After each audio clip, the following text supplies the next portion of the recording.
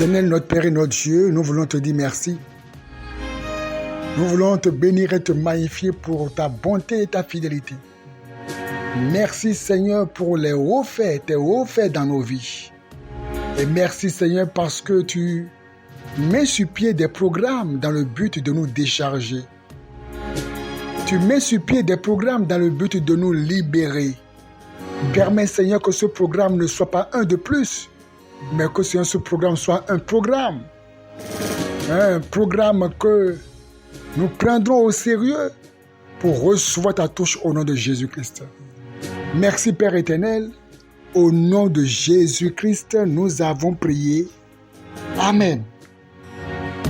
J'ai vu la souffrance de mon peuple. J'ai vu la souffrance de mon peuple.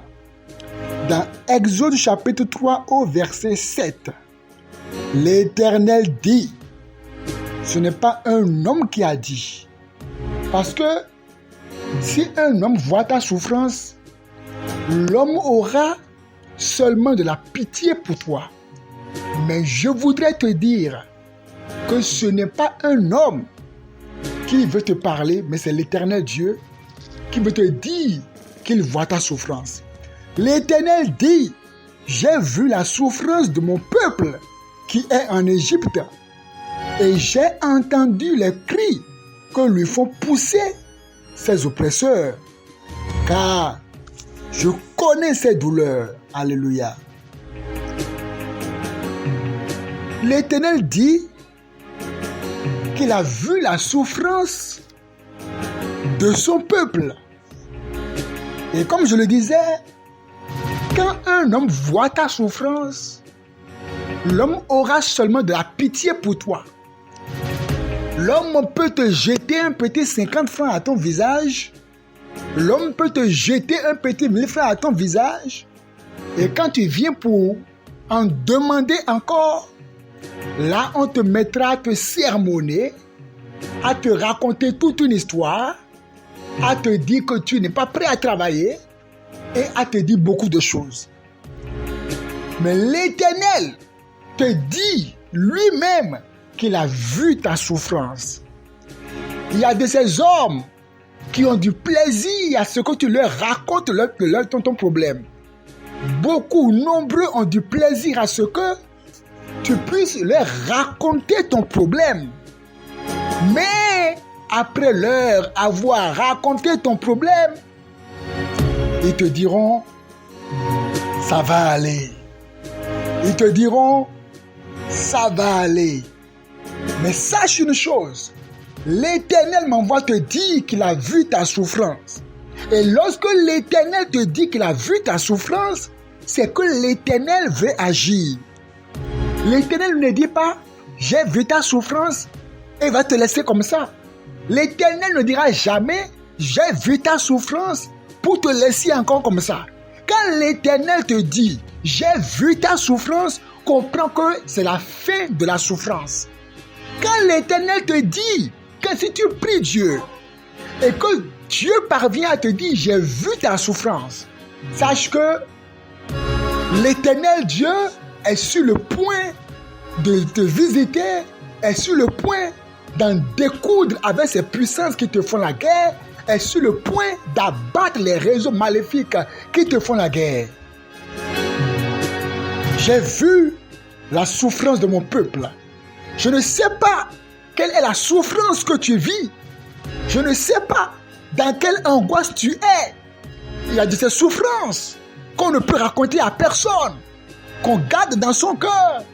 Mais la nuit quand on se couche, des larmes coulent. Qu'est-ce qui te fait penser? Qu'est-ce qui te fait réfléchir? Qu'est-ce qui te fait te rendre triste?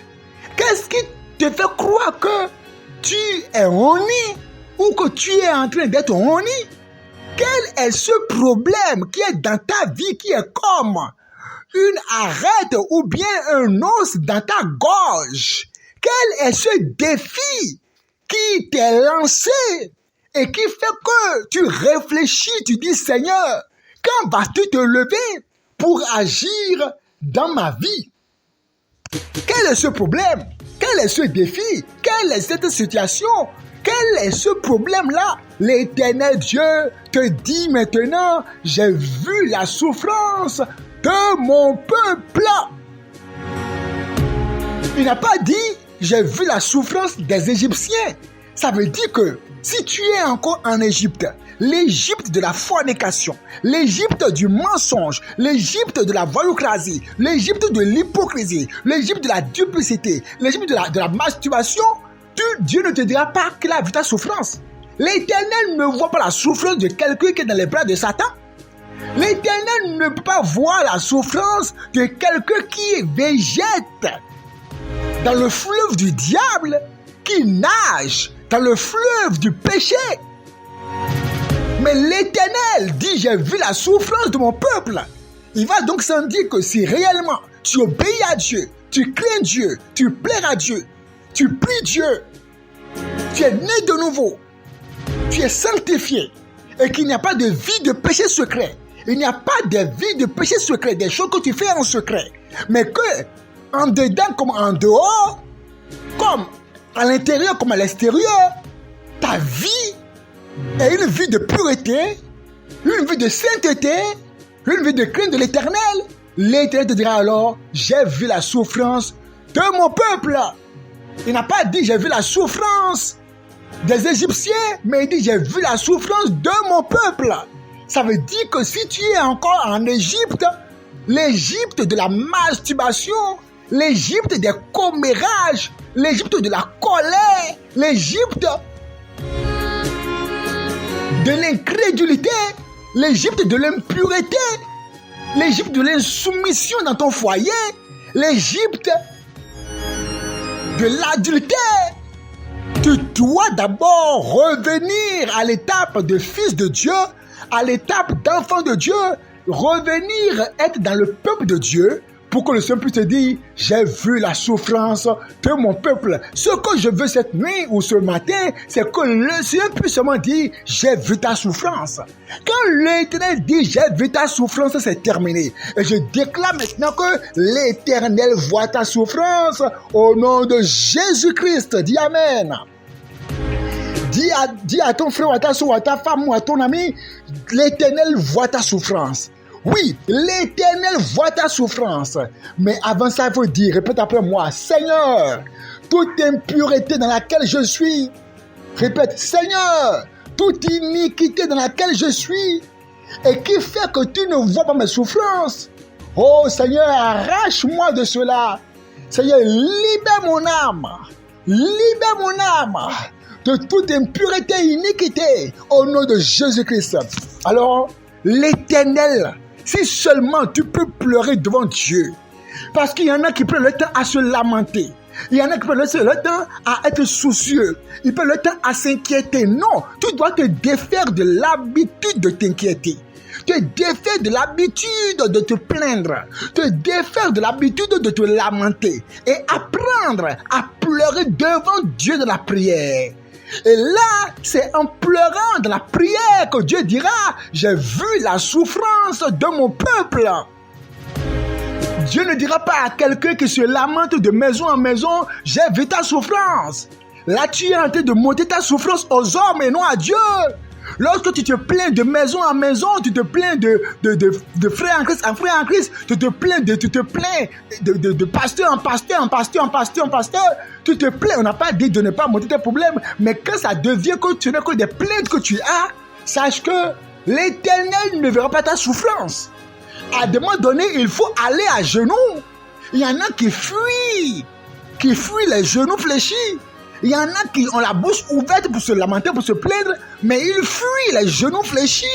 Ils n'aiment pas fléchir les genoux devant Dieu. Ils n'aiment pas rester dans la posture qu'on prend. Et Dieu peut dire, j'ai vu ta souffrance. Il y en a qui peuvent aller à l'église et prier. Mais quand ils viennent à la maison, ils ne peuvent pas prier seuls pour que Dieu puisse dire, j'ai vu ta souffrance. Il y a des défis dans lesquels quand on est, on va devant Dieu, soit seul. Et on dit, Seigneur, il faut que ceci change. Jacob a prié seul. Et Dieu a changé son nom. Est-ce que tu es de la posture qu'on tient pour que Dieu puisse voir la souffrance qu'on endure, tu dois laisser Dieu voir ta souffrance.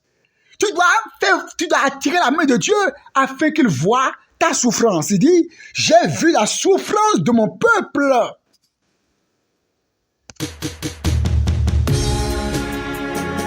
Et j'ai entendu les cris que lui font pousser ses oppresseurs. Car je connais ses douleurs. Car je connais ses douleurs. Alléluia.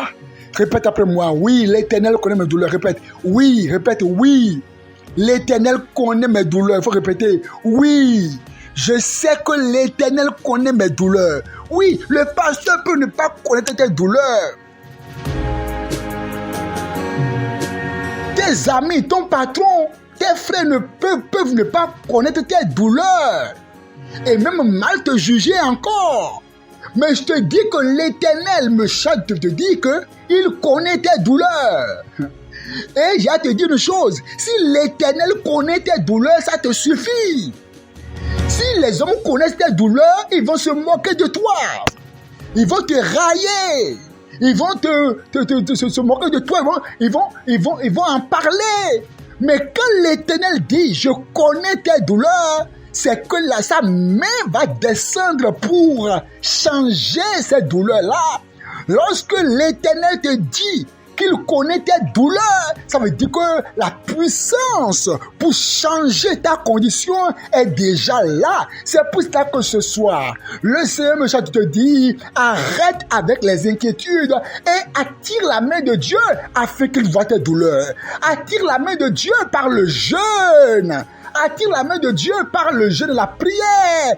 Attire la main de Dieu par les prières personnelles en secret. Attire la main de Dieu par une consécration en paix. Attire la main de Dieu en faisant ce qu'il désire. Attire la main de Dieu en ne plaisantant plus. Parce que ceux qui plaisantent beaucoup ne peuvent pas attirer la main de Dieu. Attire la main de Dieu en restant en contact avec sa parole. Attire la main de Dieu afin qu'il voie tes douleurs. Lorsque l'Éternel voit tes douleurs, il change tout. C'est pour ça que Jacob a dit, je ne te laisserai pas tant que tu me bénis. Jacob avait des problèmes. Il savait que son frère Ésaü était pour lui un problème. Et Jacob a dit, non, éternel Dieu, je ne te laisserai pas que tu me bénis. Il faut que tu changes ma situation. C'est de ça qu'il s'agit. L'Éternel voit-il tes douleurs? Est-ce que tu continueras à t'inquiéter ou bien à prendre la décision pour dire, Seigneur, ma condition changera. Seigneur, ma vie changera. Seigneur, cette situation changera. Seigneur, ce défi sera relevé. Seigneur, cette montagne sautera. Seigneur, il te sera fait selon ta foi. Oui, il te sera fait selon ta foi. J'ai vu la souffrance de mon peuple et j'ai entendu les cris que lui font pousser ses oppresseurs. Qu'est-ce qui t'oppresse?